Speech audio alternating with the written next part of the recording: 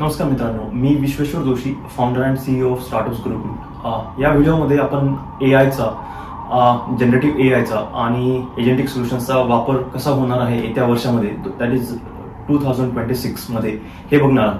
पण त्याच्या आधी आपण थोडी एआयची किंवा जेन एआयची हिस्ट्री समजावून घेऊयात. एआयचा उगम कधी झाला, म्हणजे जनरेटिव्ह एआयचा उगम कधी झाला, हा झाला 2017 मध्ये, ज्यावेळेस गुगल या टेक कंपनीने अटेन्शन इज एव्हरीथिंग हा रिसर्च पेपर पब्लिश केला. आणि तो रिसर्च पेपर घेऊन ओपन एआय ही जी कंपनी, सॅम अल्टमन आणि इलॉन मस्क या दोघांनी जी फाउंड केलेली नॉन प्रॉफिट कंपनी, या दोघांनी आणि अनेक त्यांच्या सहकाऱ्यांनी या रिसर्च पेपरचा उपयोग करून चॅट जीपीटीचं पहिलं व्हर्जन 2022 मध्ये त्यांनी ऑक्टोबरमध्ये लॉन्च केलेलं. त्यावेळेस पासून एआय हे खूप वेगाने पसरत गेलं आणि त्याचा इम्पॅक्ट खूप वाढत गेला जगभरामध्ये. 2022 ऑक्टोबर ते 2025 डिसेंबरमध्ये आपण चॅट जीपीटी या हे जे ऍप्लिकेशन टूल आहे त्याच्या आपण अनेक आवृत्त्या बघितल्या. त्याच्यामध्ये चॅट जीपीटी 1 आहे, चॅट जीपीटी 2 आहे, 3 आहे, 4 आहे, चॅट जीपीटी 4o आहे आणि असे बरेच खूप सारे त्याचे व्हर्जन्स आपल्याला आपल्या बघण्यात आले. त्याचप्रमाणे गुगल या कंपनीने सुद्धा जेमिनाई हे त्यांच्या कॉम्पिटिशनमध्ये टूल आणलेलं, एआय टूल आणलेलं. त्याच्यामध्ये सुद्धा आपण जेमिनाई 1, 2 आणि त्याच्या पुढचे व्हर्जन सुद्धा आपण पाठीमागच्या काही वर्षांमध्ये बघितले. त्याचसोबत डीपसीक ही चायना बेस्ड कंपनी जी आहे त्यांनी सुद्धा in competition with chat GPT आणि जेमिनाई त्यांनी डीपसीक नावाचं एक टूल आणलेलं, जे की रिझनिंग मध्ये, कोडिंग मध्ये आणि अनेक बऱ्याच साऱ्या गोष्टींमध्ये हे आपल्याला उपयोगाला येतं.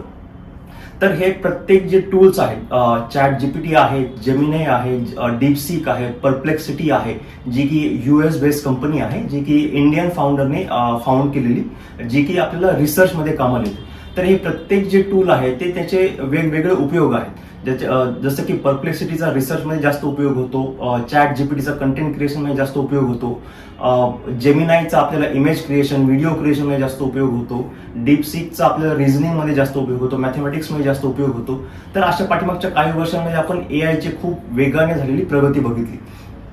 आता 2025 या वर्षामध्ये एआयने एक नवीन रूप धारण केलं, ज्याच्यामध्ये agentic solutions, RAG architecture, generative AI ह्या अनेक गोष्टी अस्तित्वात आल्या. हे आपण म्हणू शकतो की हे एआयचं किंवा जनरेटिव्ह एआयचं नेक्स्ट व्हर्जन हे आपण 2025 मध्ये बघितलं. हे आतापर्यंतच्या काही पाठीमागच्या वर्षांमधली एआयची खूप वेगाने झालेली प्रगती आपण बघितली. परंतु येत्या वर्षामध्ये 2026 मध्ये आपण एआयचा आणखीन जास्त उपयोग बघणार आहोत, तोही वेगवेगळ्या क्षेत्रांमध्ये. पाठीमागच्या काही वर्षांमध्ये ज्यावेळेस चॅट जीपीटी लॉन्च झालं, that is 2022 October till 2025 December, याच्यामध्ये एआयचा आपण खूप साऱ्या क्षेत्रांमध्ये उपयोग बघितला. जसं की शिक्षण आहे, आरोग्य आहे, शेती आहे, फायनान्स आहे, स्पेस टेक्नॉलॉजी आहे, या खूप साऱ्या क्षेत्रांमध्ये आपण एआयचा उपयोग बघितला.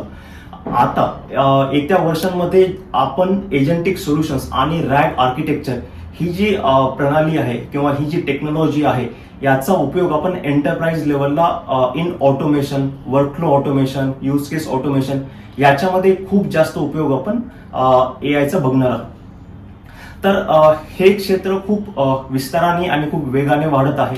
तर मी हेच या व्हिडिओमध्ये सांगू इच्छितो की प्रत्येकाने या क्षेत्रामध्ये, जसं की हे टूल्स चॅट जीपीटी आहे, जेमिनाई आहे, डीपसीक आहे, परप्लेक्सिटी आहे, यांचा उपयोग इफेक्टिव्हली उपयोग कसा करायचा, किंवा क्लॉडिया आहे, हे जे कोड क्रिएशनसाठी आपल्याला उपयोगाला येतं, या सगळ्या वेगवेगळ्या टूल्सचा उपयोग आपण आपल्या क्षेत्रामध्ये कसा करायचा याचा आपण गांभीर्याने विचार करायला पाहिजे. आणि येत्या वर्षामध्ये आपण एजंटिक सोल्युशन्स किंवा रॅग आर्किटेक्चर याचा आणि किंवा फाईन ट्युनिंग हे जे टेक्निकल टर्म्स आहेत याचा आपण प्रत्येकाने विचार करायला पाहिजे, हे आपण शिकायला पाहिजे, आपण अपस्किल करायला पाहिजे. याचा उपयोग आपल्याला वर्कफ्लो ऑटोमेशन मध्ये किंवा एंटरप्राइज लेवलला किंवा मोठ्या मोठ्या ऑर्गनायझेशन्समध्ये याचा आपल्याला एक मॅन पॉवर जी आहे ती कमी होणार आहे आणि या टेक्नॉलॉजीचा उपयोग या मोठ्या मोठ्या कंपन्या ज्या आहेत त्याचा वापर जास्त करायला सुरुवात करणार आहेत. तर या व्हिडिओमध्ये मी थोडक्यात हे सांगू इच्छितो की आपण प्रत्येकाने स्वतःला आपापल्या क्षेत्रामध्ये, पर्टिक्युलरली एआय मध्ये आपण स्वतःला अपस्किल केलं पाहिजे. धन्यवाद.